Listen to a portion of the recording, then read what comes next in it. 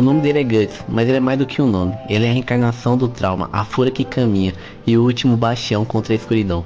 O mundo de Berserk é um pesadelo, mas o inferno mais profundo não está lá fora combatendo apóstolo. O inferno está dentro da mente de Guts. Este não é um vídeo sobre batalhas, é uma análise psicológica brutal de um homem que se recusa a morrer, mesmo quando a própria sanidade o implora para desistir. Pense em Guts como o nosso lado mais ferido, aquele que se levanta mesmo sem ter mais força. Ele é a personificação da resiliência humana diante do sofrimento insuportável.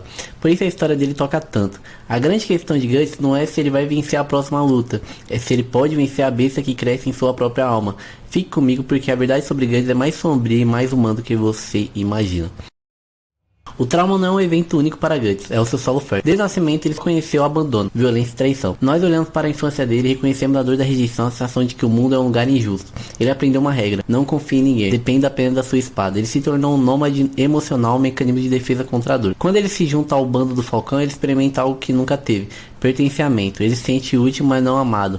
É a nossa busca desesperada por validação externa. Ele tem amigos, ele tem casca, mas, no fundo, Guts é um mestre em autossabotagem, porque a segurança é uma ameaça em seu sistema de sobrevivência. Ele sente que precisa de uma identidade e ele precisa de um sonho próprio. Então veio o evento Eclipse.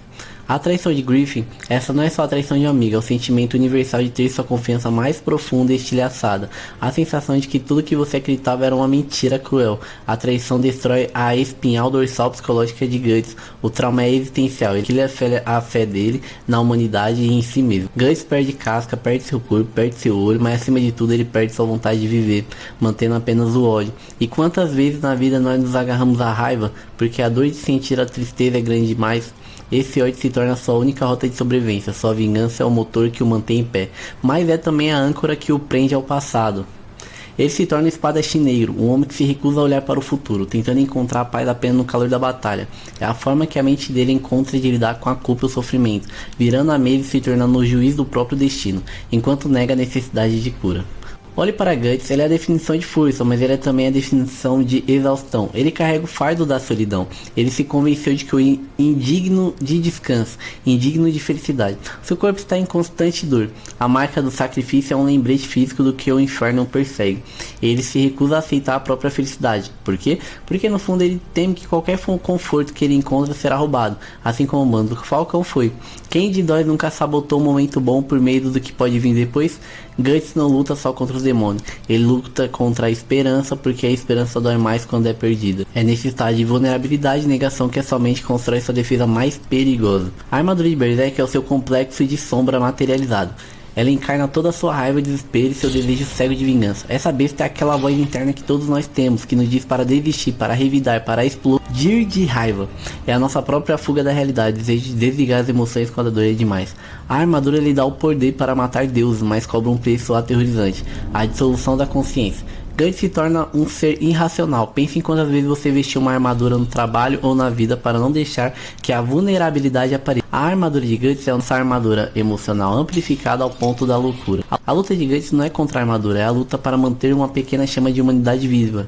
Mesmo que a armadura esteja esmagando seus ossos, mesmo que a besta esteja gritando em sua mente, é um esforço exaustivo para não deixar que o lado pede Guts de se render à loucura, o amor. A responsabilidade é altruísta para Guts, o propósito de se tornar maior do que a dor. Proteger casca e resgatar sua alma é o único propósito que supera o ódio da besta. Ela é o seu laço mais forte que o mundo humano. É assim que nós, na vida real, encontraremos força. Quando lutamos por algo ou por alguém que amamos, não apenas por nós mesmos, mas Guts aprendeu algo vital. A resiliência é um esforço coletivo. Ele, o solitário, tem que aceitar a ajuda de Skilker, de Farnese. Ele precisa do apoio que a maioria de nós reluta em pedir. E essa é uma lição poderosa. A verdadeira força não é lutar sozinho, é aceitar ser salvo. Ele precisa que o puxem de volta do abismo. Ele precisa que o lembre do que significa ser humano. Guts não é um herói por ser forte, mas por ser a representação da nossa teimosia humana. Ele é a prova de que mesmo um homem forjado no inferno pode escolher lutar pela luz. Ele nos lembra que o trauma é real, mas que nossa vontade de viver pode ser ainda maior. A história de Guts é um espelho, e para você que acompanhou essa análise, qual é a sua besta das trevas? Qual é o peso que você carrega? E quem são as suas âncoras? Deixe seu comentário aqui embaixo. Vamos conversar sobre o fardo do espadachim negro e o que o luta dele significa.